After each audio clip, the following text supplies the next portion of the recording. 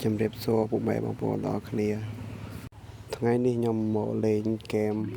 Plan vs Zombie វគ្គ2អ្នកគ្នាសូមចូលចុច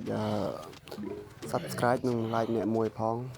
ដើម្បីទទួលបានវីដេអូថ្មីៗពីខ្ញុំបាទលេខ Gaming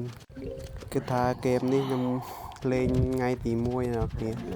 ខ្ញុំលេងបន្តរហូតដល់ថ្ងៃទី3ជាមួយខ្ញុំលេងអ្នកគ្នាគឺថាផ្ការបស់ខ្ញុំកំពុងតែបាញ់ Zombie ហ្នឹងអ្នកគ្នាឥ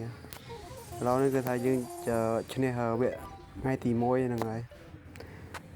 តទៅពីថ្ងៃទី1មកយើងចូលថ្ងៃទី2ម្ដង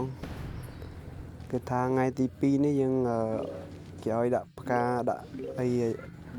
ឲ្យបានច្រើនមកគ្នាហើយយើងរៀបផ្កាដែលបាញ់ Zombie រៀបជាចូលចឹងមកហ្នឹងថា Zombie វាដើរមកយើងដាក់ច្រើនចឹងមកហើយបន្ទាប់មកយើងដាក់កាន់តែច្រើនមកទៅមក Zombie វាដើរមកកាយយើងបាញ់ Zombie ងាប់ហ្នឹងហើយអ្នកថ្មីកុំភ្លេចជួយ like និង subscribe ខ្ញុំមួយផងណាគ្នាឥឡូវនេះចូលដល់វគ្គថ្ងៃទី3ហ្នឹងហើយថ្ងៃទី3នេះមានដំឡូងការពារ Zombie ណាការពារដើម្បីZombie នេះវាស៊ីទៅវាជាពញាពេលយើងដាក់ផ្កាបាញ់កាន់តែច្រើនហ្នឹង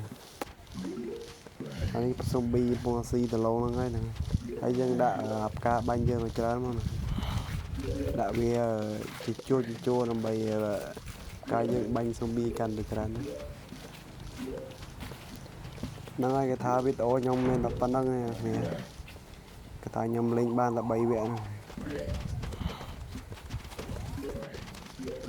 អូខេបាយអ្នកគ្នាជួបគ្នាវីដេអូក្រោយបាយ